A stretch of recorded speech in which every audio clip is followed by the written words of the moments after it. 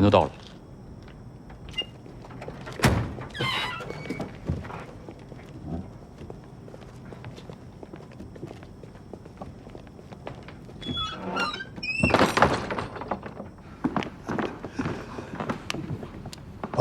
抱歉，诸位，来晚了。你这个会长组的局，自己还迟呢，要罚酒的哦。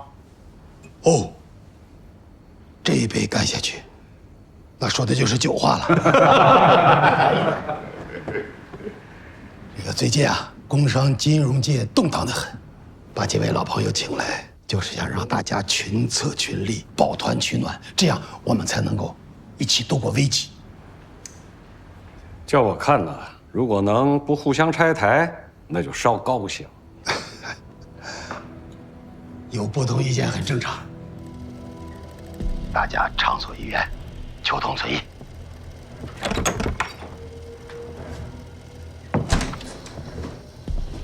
伯老，金茂常给的。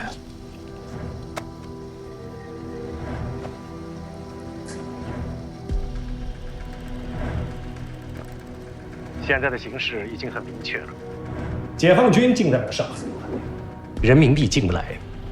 这个时候可不要站错了队呀！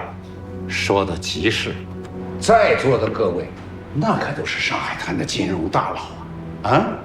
现在出手，大笔的投入，把银元炒起来，还是稳赚不赔的，甚至暴赚的机会都有。王老板啊，如果一个生意100%的赚钱，而且是暴利，那一定是长久不了的。我要投10万美元，就炒银元，谁跟呢？我跟。老金，你跟不跟？我想跟，但是个人确实有些难处。军管会明令重申，发工资一定要用人民币，大批的货物结算呢也要用人民币，所以现在只能是用银元换回人民币，我也是实属无奈。金会长，你说的倒是冠冕堂皇啊，我看其实你就是怕得罪官面上的人。刘先生，大家跟也不是，不跟也不是，你到底什么意思？大家聚在这里是正经谈生意，你在这阴阳怪气的，你搞什么搞？金会长，你好大的官威呀！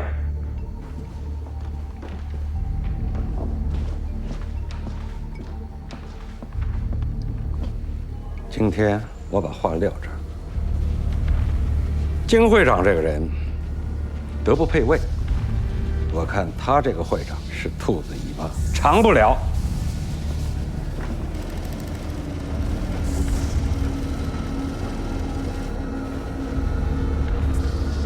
老金，攒香肚里能撑船，消消气，大家都是挺你的，对不对啊？对，是啊，都是挺你的。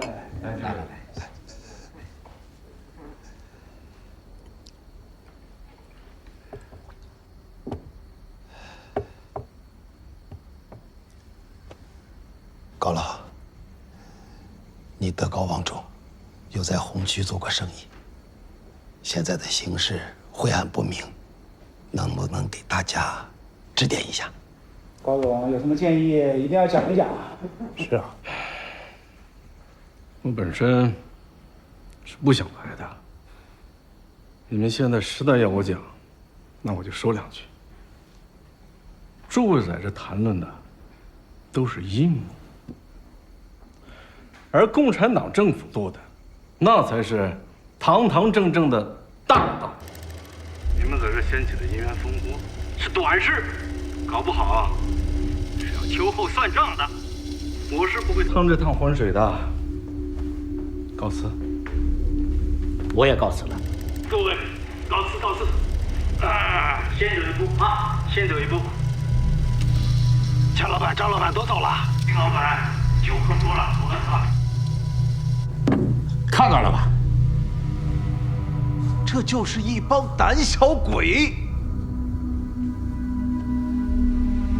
我跟你们透个底儿，台台湾高层，我是有渠道的。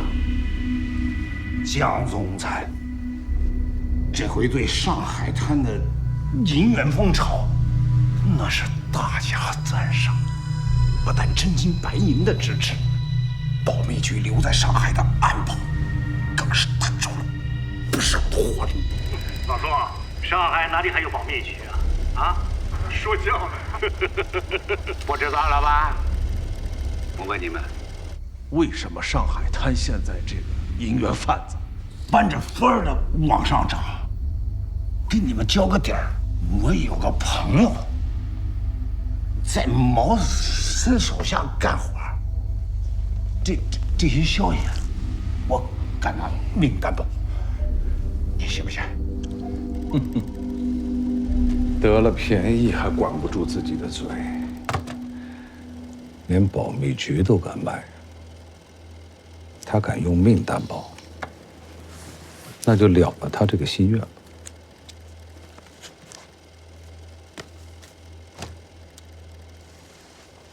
明白。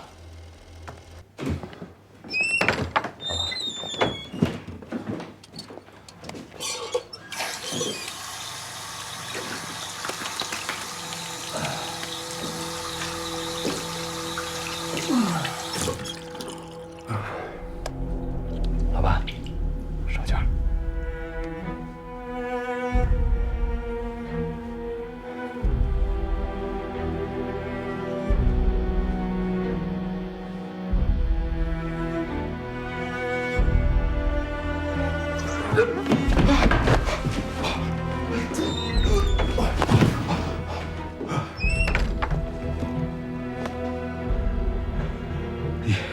你又是什么人？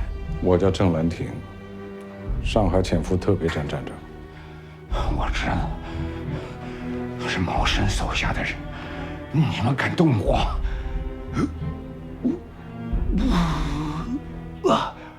哎呦，我求你，给我解药，多少钱都行，多少钱都行。有的人可以拿钱续命，但是你不能。我什么地方得罪你们了？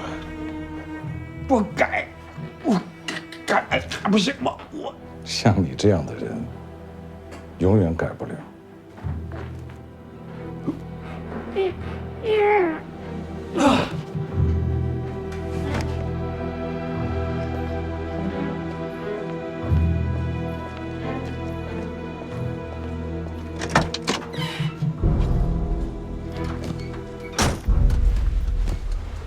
都处理干净了。给名单上热衷投机的资本家寄假币，要让他们知道，市场很快就会充斥假币，这样他们就会更加疯狂地炒高银元，把人民币挤出上海。明白。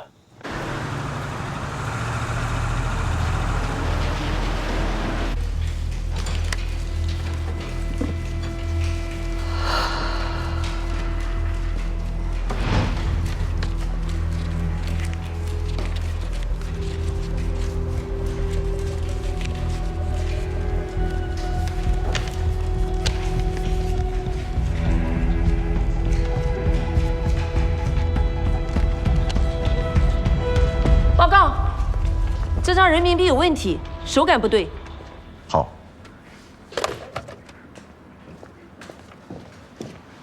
都听我说，刚刚收到局里的消息，黄埔、徐汇有5家银行存入大量假钞，局里边让我们立即成立专案组，追查假钞的来源。假钞这门生意一本万利，一直都有人在做。大量假钞，怎么现在才发现？说是假钞，其实几乎跟真钞一模一样。普通人发现不了，也是银行的一个老职员靠细微的手感才发现不对劲。但是唯一可以确认的是真钞假钞重号。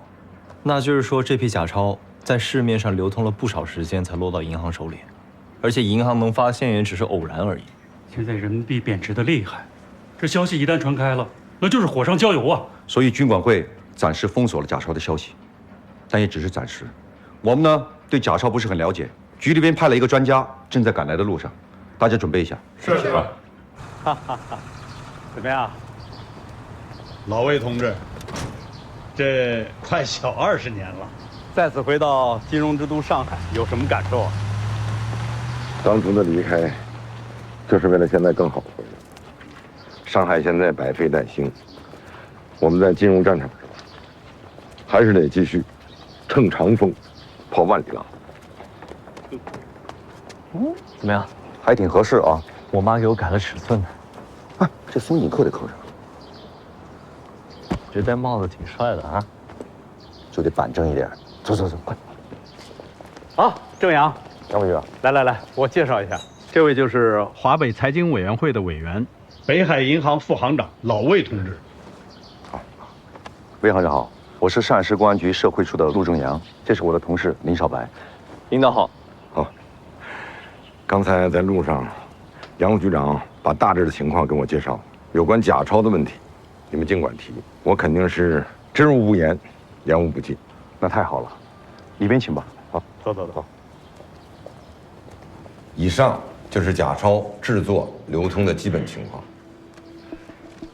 大家有什么疑问，尽管提。那迪特可能是通过什么途径来伪造人民币啊？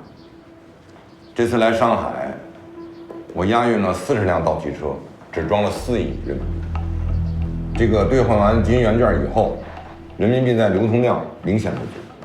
我们启用了国民党中央银行的造币厂，印制人民币，所以造假的人完全有可能用同样的机器制造假币。那看来这次的假钞是很难去辨别真伪的。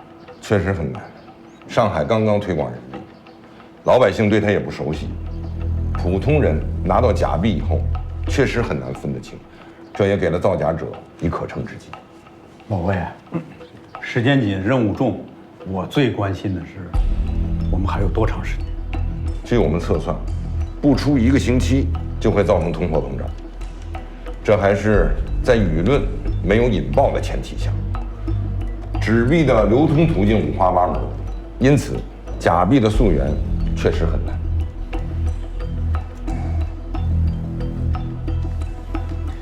不好意思啊，各位领导，我有一个不成熟的想法。你说，在上海，什么事情都离不开生意，他们做假币也同样是一门生意。如果我们能打入他们的生意链，跟他们其中的一些环节产生联系的话，那我想，离找到这个源头也就不远了。你的意思是，以毒攻毒，我们也贩假币，跟他们唱对台戏对着干，这样的话，他们可能会找上门来，迟早搭上线。我就是这意思。这不太合规吧？各位领导，你们看这样行不行？为了让他们相信，可以带一部分收缴回来的假钞，在上面做好记号，那等到时候破案了，再把他们统一给收缴回来。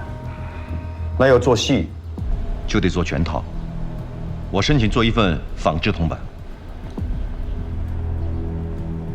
老魏，你有什么建议啊？我觉得小林同志这个建议很好。造假币者见着公安就躲开走，但是见到同行，很有可能会找上门来。俗话说，不是冤家不聚头嘛。好，出其不意，反而能把他们打一个措手不及。事关重大，我要向军管会申请，争取1周之内，在消息传播之前，找出制假的源头。老板，金宝昌又运营见面，不见。这条老狗以为把我搞臭了，他就能坐稳会长这个位子？哼，做梦！我要打到他服气为止。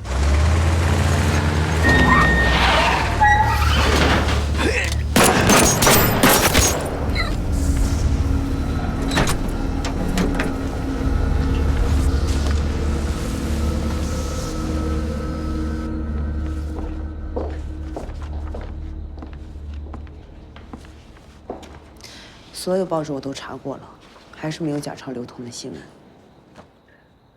消息被他们封锁了。那我们怎么办？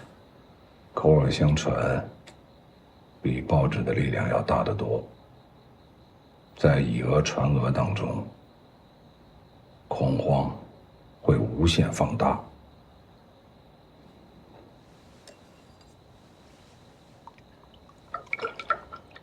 哎呀，呀，小燕子，你这衣服真漂亮，新买的吧？媳妇给我买的。来，好，你按。哎，看看这什么东西啊？哎，哟，那肯定是货船上掉下来的吧？哎，等等，哎，等等，快过来！来，快，小心啊！来，小心啊！帮忙，来帮忙！好，开打！快！你们谁上？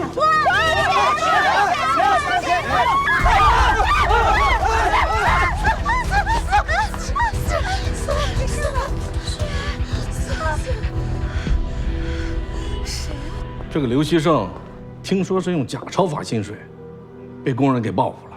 还有老宋用假钞做生意，怎么办？现在市场上充斥的全是假钞，我们该怎么做呀？左右为难，现在没法做。都这样，都是一样。哎呀，都是谣言，我相信政府一定会彻查清楚的。我手里握的都是银元，今天可以吃大肉了。这老家伙老奸巨猾，也就他自己吃肉了。什么？银元彻底？哎呦，找疯了！现在收银元，啥人还收人民币啦？是真的我们不收，为什么不收啊？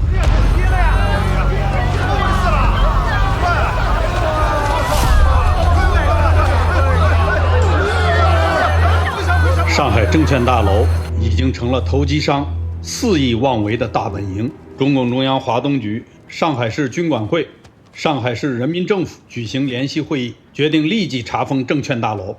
上海才解放10几天，天天都在打硬仗。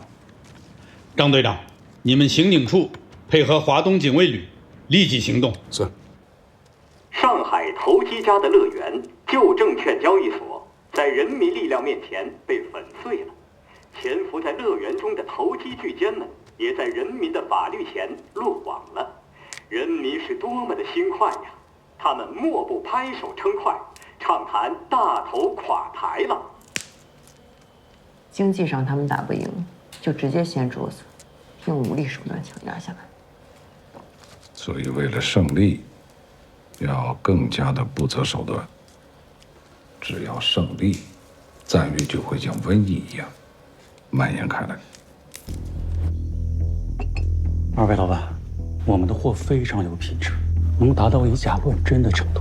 我这边货源非常充足，我给你保证，你要是跟我组织上已经特批，我们以商人的身份打入假钞生意链，尽快跟制假源头搭上线。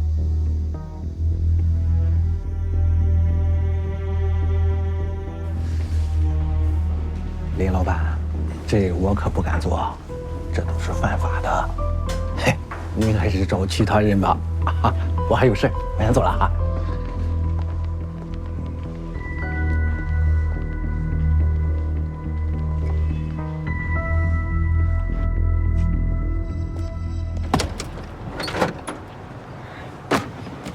怎么样？还是不行啊。路，没门头没背景，再贪的老板也不敢上钩啊。以毒攻毒，谁敢以身试毒呢？做生意最重要的是什么？顾客，顾客就是上帝啊！这样，我们不要再推销当卖家了，我们来当上帝。有把握吗？假钞的诱惑太大了，猫只要透过一次性，就肯定不会停。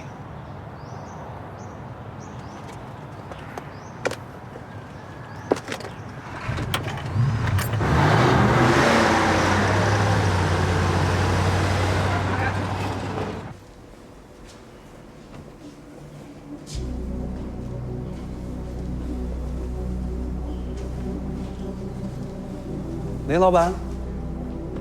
哎呦，感谢林老板选择币好。田老板，那我就直说了，这批面粉啊，是之前一位老主顾预定的，只能给他，这不能违约呀。您要的那批最多3日，我给你筹齐。林老板，极限了，您看。我不着急这3、2天。哎呦，那太好了。还有质量方面，您放心，我亲自订，给您的一定都是1等面。可我还是得今天提货。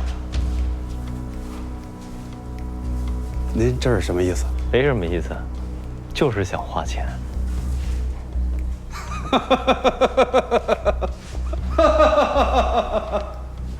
林老板，你这是拿我开玩笑呢？没人会拿真金白银开玩笑。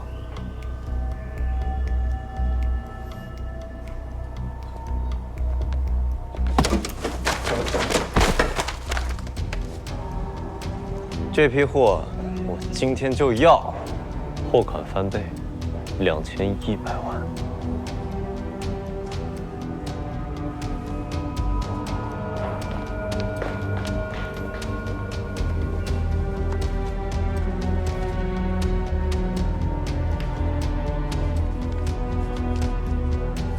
我可是听说最近市场上有很多假钞啊。尽管验。老板，这钱比咱们用的还真，我感觉啊，就是真的。田老板，原来你也做过这档生意哈？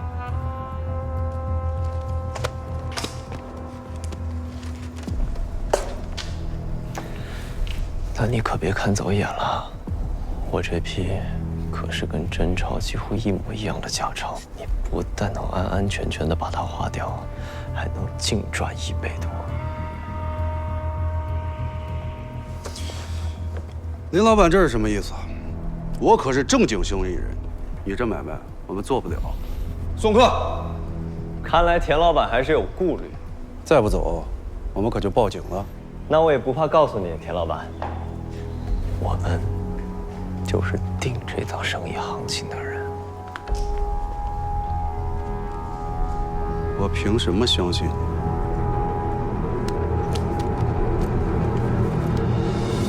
至于铜板，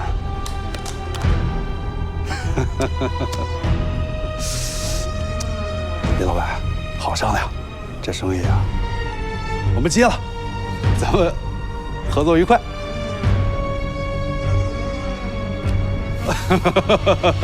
合作愉快。慢点，林老板慢走，慢走啊！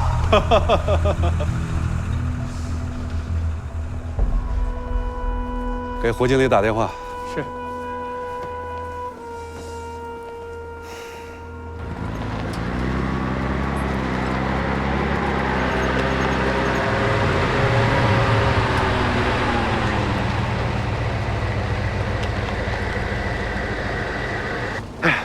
同志啊，我进城去投奔亲戚，好像走了1天1夜了，我这腿呀实在有点走不动了。哎，能捎我一段吗？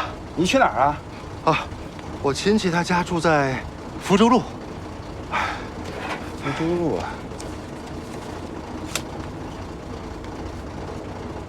我差不多中午的时候能到福州路附近。啊，行行，没问题，可以的。那上车吧。谢谢啊。没事。哎呀，真是出门遇好人呐。哎呀，专车、司机，还有这么多钱，就差根大雪茄了。虎子，你说我跟那些大老板有什么区别吗？你也太不靠谱了，那么多钱咱追得回来吗？等破案之后肯定能追回来。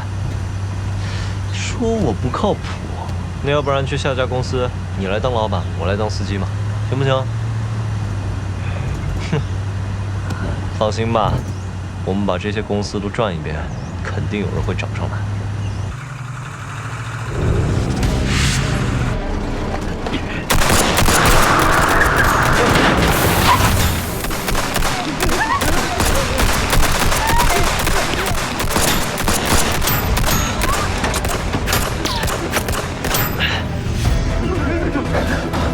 胡子，如果他们发现这铜板是假的，咱们的戏就唱不下去了。你带着他先走，剩下交给我。不行，太危险了。走，走，注意安全！别走！快，大哥！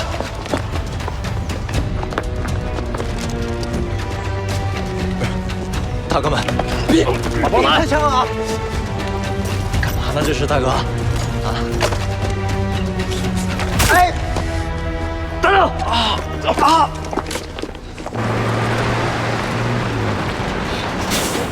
小夏，到了。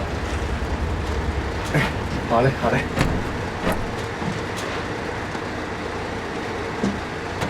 同志，谢谢啊！不谢不谢，再见再见。走了。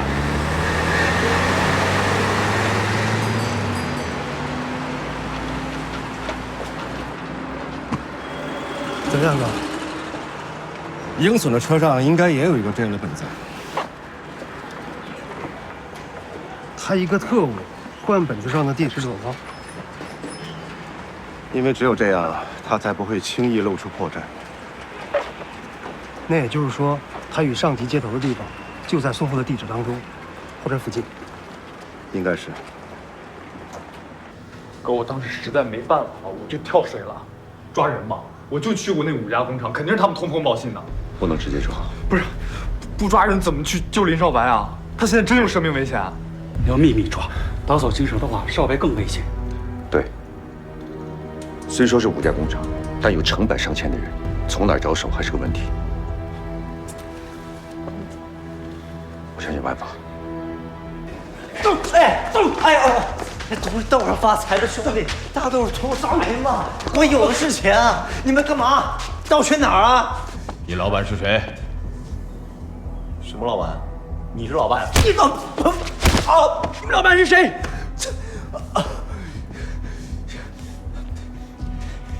病危魔，朱红。病危魔。上海就没听过这号人物。我们生意做得偏啊！我老板本来是山东的，一路给共产党撵到上海来，你没听到过不稀罕。那你们的假钞生意平时都是怎么做的？大哥，我先要说了，就真活不了了。好，送江神虾饺。什么？注意点！什么？哎，你们干嘛？喂，放开我！疼！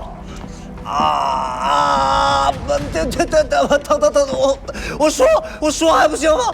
说，我老板不知道跟谁合作，弄来一套绝世的人民币铜板，这光这个月机器一每天几千万。我和我那个跑路的同伙，就是他招来帮他花钱的，可是钱太多了，这怎么花都赶不上机器印的速度啊！他现在还在找人呢。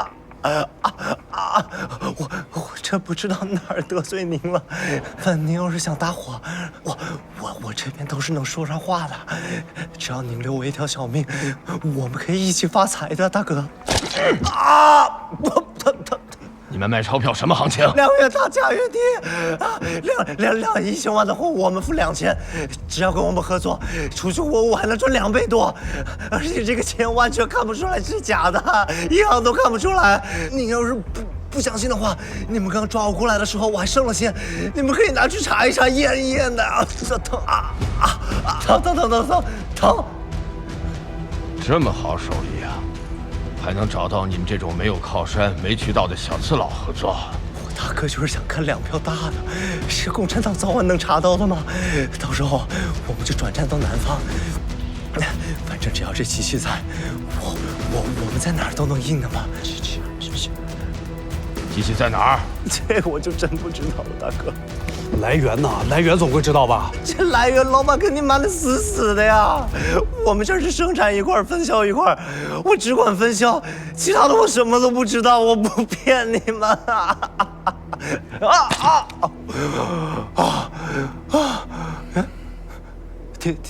田老板吗？是田老板啊！咱们不是要合作的吗？你帮我说说话呀！抓我是什么意思啊？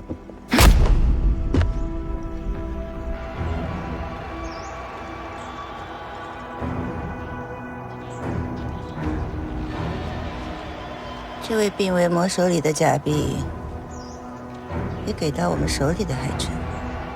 只有伯劳才做得出这样的假币。从山东逃到上海的同行确实不少，也不知道这位病危魔是何方神圣。伯劳这么重视，生意都抢到咱们头上了。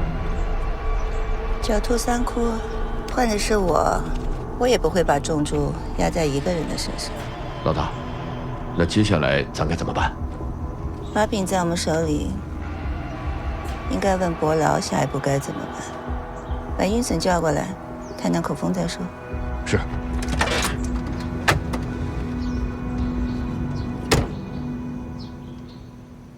林少白同志还没有消息。还没有。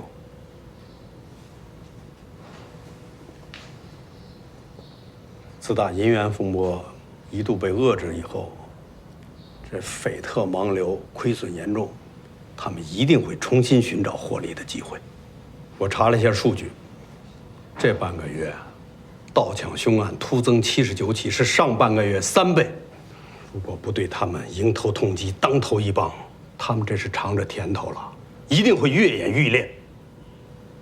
我提议，由军管会指挥，军警联合处派部队行动，就以清查户口为由，在第一警备区进行一场搜捕行动，顺便扫除部分兵匪地特。不光是第一警备区，这3个警备区一定要一起来一次联合大搜捕，还要发动学生工人全力配合，应查尽查，应抓尽抓。这不仅是一次实际的大搜捕，也是为了营救林少白提供掩护。不是说打草怕惊蛇吗？那好，把草连根拔了，把这些牛鬼蛇神全都给我露出来。是。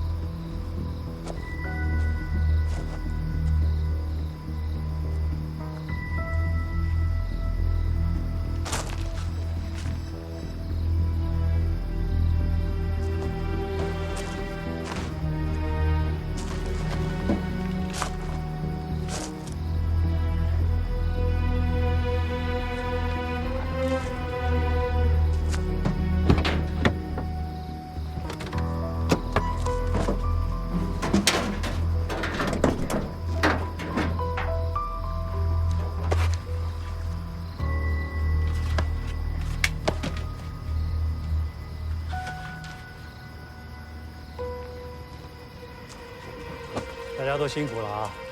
这批面粉呢，明天天亮之前要送到上海各区，都把车再仔细检查一下，千万别出什么岔子。都出发吧。好，啊。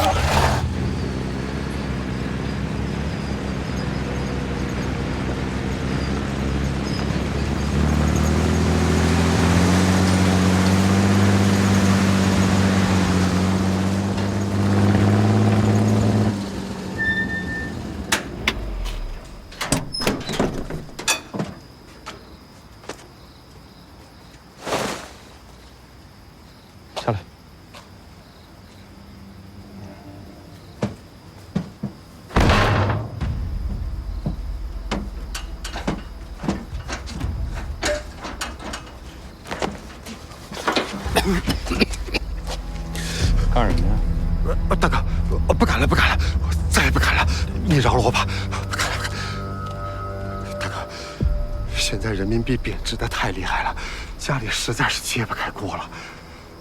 大人饿2顿，咬咬牙还能扛一扛，家里俩孩子受不了了，往肚子里灌凉水，没办法，想从车里弄2袋面粉回去给孩子吃。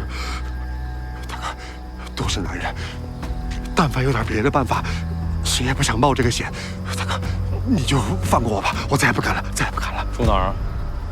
静安龙福巷18号。你刚说有2个孩子啊，老大8岁，老二6岁。属什么？老大属蛇，老二属羊。在哪儿上学？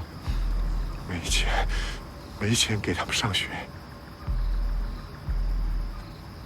哎，大哥，我说的都是真的，大哥，有公安，别让公安看见了，咱到旁边说好不好？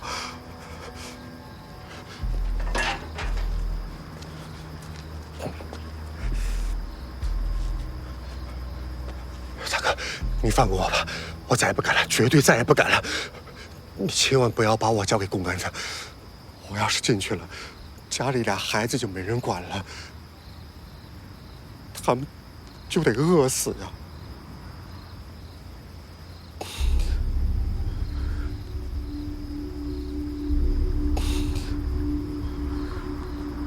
当年我老婆生老二的时候难产，死了。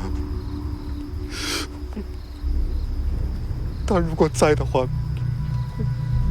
孩子们至少还有个妈。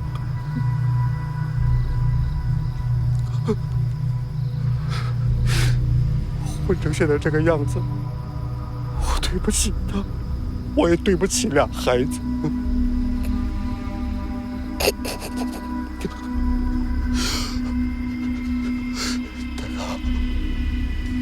我要是有个3长2短，我怎么给俩孩子他妈交代呀？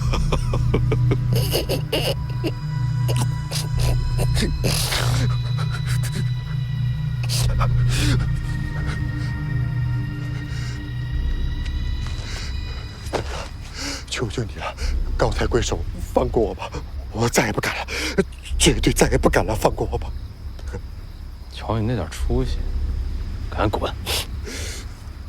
哎，大哥，你真是好人啊！谢谢，谢谢。站住！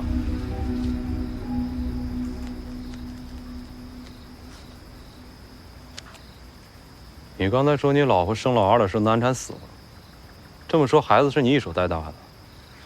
是啊，喂奶、把屎把尿、哄睡觉，我都得管的。孩子喝了奶打嗝怎么处理？用手拍啊，就这样，手拱起来空心儿，从脖子往后腰上这样多拍几下，嗝就出去了。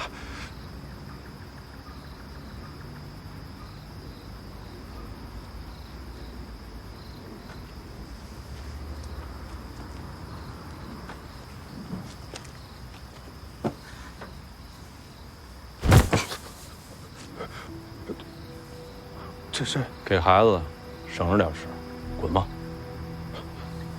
谢谢，谢谢，谢谢。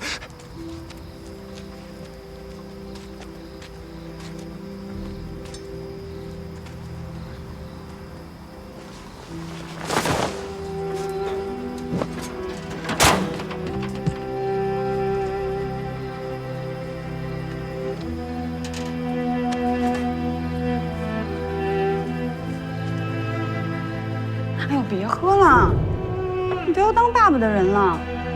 来，就用这个枕头当做是咱们的孩子，你先学习学习怎么当爸爸。这还用学吗？当然了，我最近啊一直在跟我商场的小姐妹在讨教呢。哎，你知道孩子要是喝奶打嗝了该怎么办吗？拍呗。怎么拍啊？就这么拍。哎呦，哪有你这么拍的？你这是打人。嗯。手要这样弯着，这中间要是空的，然后这样，对，在他的小后背上轻轻的拍。哦。呀，怎么了？睡着了。你真讨厌。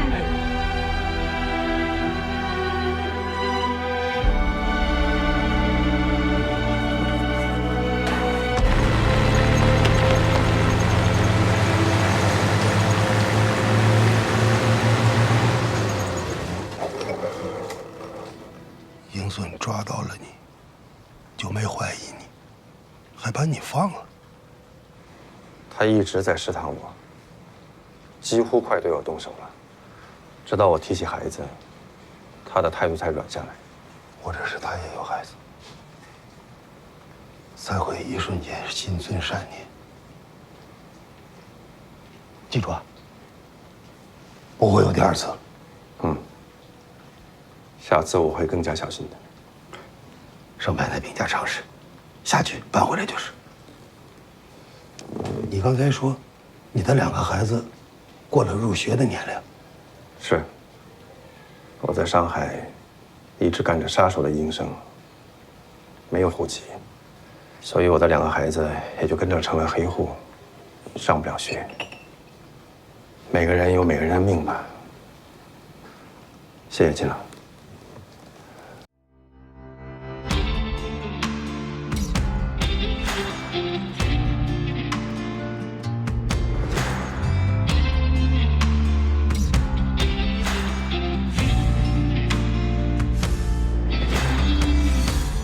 冰封着的热血，